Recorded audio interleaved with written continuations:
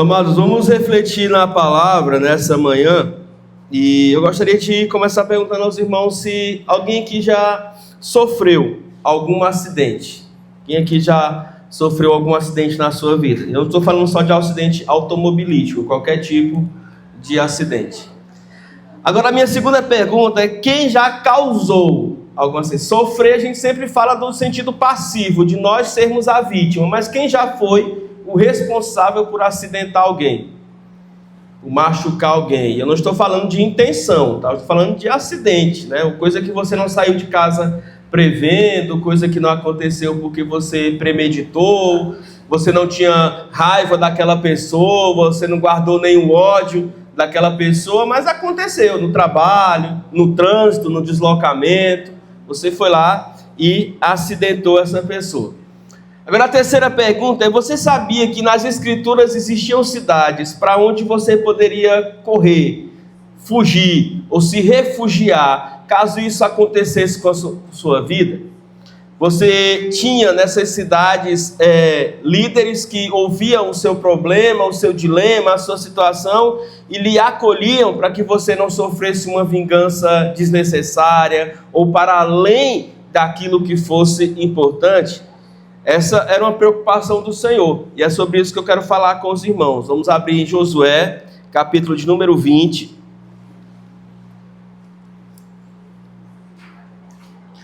Porque eu quero, nesse tempo que a gente tem, aliás, a gente não tem quase mais tempo, mas vamos entrar um pouquinho aqui no tempo da EBD, inevitável,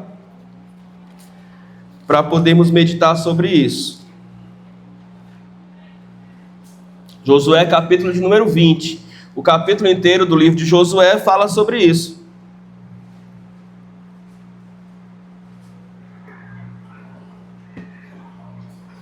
Vou fazer apenas 3 considerações e depois 3 aplicações, resumindo aqui bastante aquilo que falaríamos essa manhã. Josué 21 diz assim: E disse mais o Senhor a Josué: Fala aos filhos de Israel: Apartai para vós outros as cidades de refúgio, que vos falei por intermédio de Moisés, para que fuja para ali o homicida que, por engano, matar uma pessoa sem o querer, para que vos sirvam de refúgio contra o vingador do sangue. E, fugindo para algumas dessas cidades, pôs-se à porta dela e exporá o seu caso perante os ouvidos dos anciãos de tal cidade. Então, tomarão consigo na cidade que lhe darão lugar, para que habite com eles. Se o vingador do sangue o perseguir, não lhe entregarão nas mãos o homicida, porquanto feriu ao seu próximo sem querer, e antes não o aborrecia. Habitará, pois, na mesma cidade, até que compareça em juízo perante a congregação, até que morra o sumo sacerdote que for naqueles dias. Então tornará o homicida e voltará à sua cidade, à sua casa e à cidade de onde fugiu. Designaram, pois, solenemente Quedes, na região da Galileia, na região montanhosa de Naftali, e Siquém, na região montanhosa de Efraim. Quiriate-Arba, ou seja, Hebron, na região montanhosa de Judá. Da além do Jordão, na altura de Jericó, para o oriente, designaram Abezé, no deserto, no planalto da tribo de Ruben, e Ramote, em Gileade, da tribo de Gade, e ainda Golã, na região de Bazã, da tribo de Manassés. São estas, pois, as cidades que foram designadas para todos os filhos de Israel e para o estrangeiro que habita entre eles, para que se refugiasse nela todo aquele que, por engano, matasse alguma pessoa, para que não morresse às mãos dos vingadores de sangue, até comparecer perante a congregação. Amém? Glória a Deus. Então a gente vê a preocupação do Senhor, e eu destaco 3 coisas. Primeiro, essas cidades foram preparadas pelo próprio Deus para o necessitado. Essas cidades foram preparadas pelo Senhor para atender aqueles que, de alguma maneira, tinham se envolvido em situações que geraram feridas, que geraram mortes, mas que não eram, como eu disse, por questão de vontade, por querer, por ódio, por desejo homicida. Mas pessoas que de alguma maneira estavam, por exemplo, a caçar e lançaram flecha em algo que eles viram no mato, só que não era um animal, era uma outra pessoa, e feriram essa pessoa de morte. Pessoas que se envolveram em acidentes, em coisas causais. E isso mostra a preocupação do Senhor para com o seu povo, para com o necessitado. Deus não nos deixou, ou deixou os israelitas sem saída diante das tragédias acidentais. Ele se antecipou ao erro humano, à falha humana e providenciou proteção. Isso é fundamental. Em segundo lugar, eu destaco que o acesso a essas cidades era livre e igualitário. O texto deixa bem claro que era para os filhos de Israel e para qualquer estrangeiro que morasse entre eles. Ou seja, não estava restrito apenas ao povo de Deus, mas qualquer um podia se refugiar nessas cidades, podia se achegar até essas cidades, podia ficar ali até que, vamos dizer assim, a sua causa fosse julgada. Os anciãos da cidade, os mais velhos dessas cidades estavam às portas justamente para ouvir as causas e julgar, acolher ou não aquela pessoa que estava pedindo asilo. E em terceiro lugar, era uma segurança por toda a vida, ou pelo menos até o crime prescrever. Porque o que é dito? É dito que eles deveriam ficar ali até que fossem julgados pelos juízes ou até que o sumo sacerdote morresse. Porque morrendo o sumo sacerdote, então haveria uma mudança de paradigma, uma nova pessoa seria levantada e obviamente aquele crime já teria prescrevido, já teria se perdido a chance dele ser cobrado, dele ser vingado ou qualquer coisa nesse sentido. Mas a pergunta que a gente precisa fazer é: o que isso tem a ver, pastor, com a nossa vida hoje? Se a gente não mora lá em Canaã, se a terra prometida hoje é um campo de batalha para os filhos de Deus e a gente vive sob uma perspectiva cristã. Existem três aplicações. Primeiro, Deus sempre se preocupou com justiça.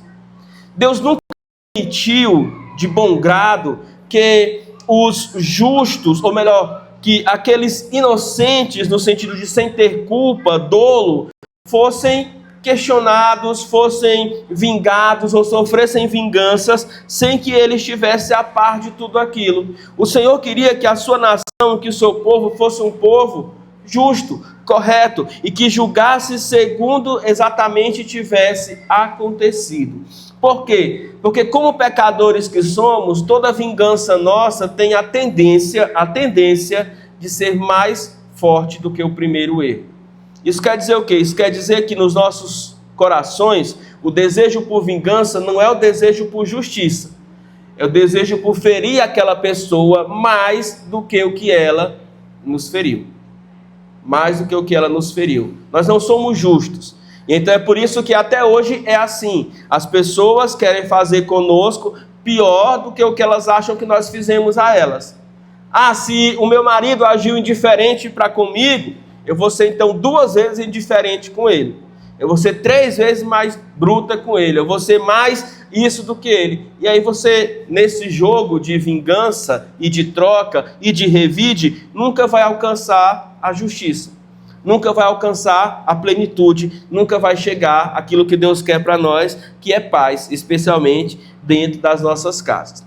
Então a gente precisa entender que a nossa cidade hoje, para os cristãos, de segurança, de refúgio, a nossa cidade onde nós podemos descansar em paz, a nossa cidade onde o Senhor está nos guardando, não é um lugar, mas é uma pessoa que se chama Jesus Cristo. Seja para os erros voluntários, seja para os erros involuntários. Independentemente de como foi o seu pecado, independentemente de como foi a sua falha, independentemente de como foi aquilo que você trouxe sobre a si que lhe causou problema, não precisa bater a porta de nenhuma cidade, você só precisa orar e confessar diante de Jesus que Ele vai lhe guardar e lhe proteger de todo o mal. Em segundo lugar, precisamos entender que nós temos socorro em Deus para todas as situações da vida. Nós temos socorro em Deus para todas as situações da vida. Irmãos, Deus ele observa, como eu disse, antecipa aquilo que o povo poderia fazer. Aquilo que o povo poderia trazer sobre si. Problemas, dificuldades, situações que eles trariam sobre si. O Senhor já antecipa, olha, vamos preparar aqui logo esses lugares, vamos preparar aqui essas pessoas, esses juízes que ficarão às portas da cidade, para que eles recebam essas pessoas cuja a vida errada, cujo um erro na vida lhes prejudicou. Isso não é nada mais, nada menos do que o Senhor desde antes da fundação do mundo, escolhendo o Cristo, o Cordeiro de Deus, para morrer por todos os nossos pecados. Deus de antemão ao nosso erro já antecipou o quê? A nossa salvação. Amém? Glória a Deus. Glória a Deus, porque Deus disse, olha, ele vai errar. Ela vai errar. Voluntariamente, involuntariamente, como diria o Chaves, sem querer, querendo, eles vão errar. Mas eu já estou aqui, pagando o preço pelo erro deles. Pagando pelo perdão das vossas dívidas, quitando e dizendo, não vem ninguém, não vai se levantar vingador, não vai se levantar justiceiro, não vai se levantar acusador, não vai se levantar ninguém que venha até aqui para falar algo contra ele. Por quê? Porque ele está protegido e refugiado na cidade que eu preparei, ou seja, na pessoa, no sangue de Cristo, que nos liberta de todo mal. Isso para nós, irmãos, é alívio, isso para nós é proteção, isso para nós é segurança, é alegria. Não é salva-conduto para que a gente saia por aí pecando, mas é para que a gente saiba que diante dos nossos pecados, nós temos de antemão um lugar e uma pessoa preparada por Deus para perdoar todos eles. E glória a Deus por isso. É por isso que precisamos fugir para Jesus. É por isso que precisamos correr para Jesus. É por isso que em Jesus reside todo o nosso refúgio, toda a nossa proteção, toda a nossa segurança. Se antes você tinha que sair do lugar onde estava para chegar geograficamente no lugar, hoje você só precisa orar. Confessar diante do Senhor a sua falha, confessar diante do Senhor o seu erro, porque Ele está ali para te perdoar, Ele está ali para te cobrir, Ele está ali para te proteger, e inclusive estará ali no julgamento final para dizer, Ele confiou em mim, Ele se refugiou em mim, Ele se escondeu em mim, e por isso eu perdoo de todos os seus pecados. Amém? Glória a Deus. Vamos ficar de pé, vamos orar. Agradecidos por isso e também nos dividindo em salas da escola bíblica dominical. Oremos. Senhor nosso Deus e Pai, nós agradecemos ao Senhor pelo teu cuidado para conosco, pela alegria, ó Deus, que nos faz, ó Deus, entender pela tua palavra que pertencemos a ti. Como, ó Deus, os teus discípulos disseram no passado, não há outro lugar para irmos. Só tu tens, só tu és, ó Deus, a salvação e a vida eterna. Que possamos nos refugiar em Ti, nos assegurar em Ti, nos, Deus, firmarmos em Ti. Que diante dos erros, ó Deus, da nossa vida, voluntários ou involuntários, sejamos conscientes. Que possamos, ó Deus, nos apresentar diante do Senhor. Que possamos, ó Deus, não escondê-los, não varrê-los para debaixo do tapete, mas reconhecê-los. Porque a partir do reconhecimento do erro, ó Deus, que nós começamos a ser transformados por Ti. Nós recebemos de Ti o perdão, a transformação, ó Deus, e a mudança de caráter para seguirmos, ó Deus, sem mais cometê-los. Conforme cantou o nosso irmão, que sejamos homens, que sejamos, ó Deus, mulheres, segundo o Teu coração. E ser segundo o teu coração, ó Deus, não é ser perfeito, mas é saber que diante de qualquer falha, não tenhamos medo de nos expor e de dizer, Senhor, erramos, pecamos contra Ti, contra o Senhor fizemos o que era errado, portanto, perdoa-nos, Pai, porque não temos para onde ir, não temos outro lugar para nos refugiar, não temos outro lugar em quem possamos nos sentir seguros, não temos outra pessoa que possa, ó Deus, interceder por nós. Que o Senhor seja o nosso refúgio, a nossa segurança e a nossa salvação. É o que oramos no nome de Jesus. Amém e amém. Vamos assentar, vamos orar silenciosamente e vamos também nos dividir nas salas da escola bíblica dominical. Muito obrigado, Senhor.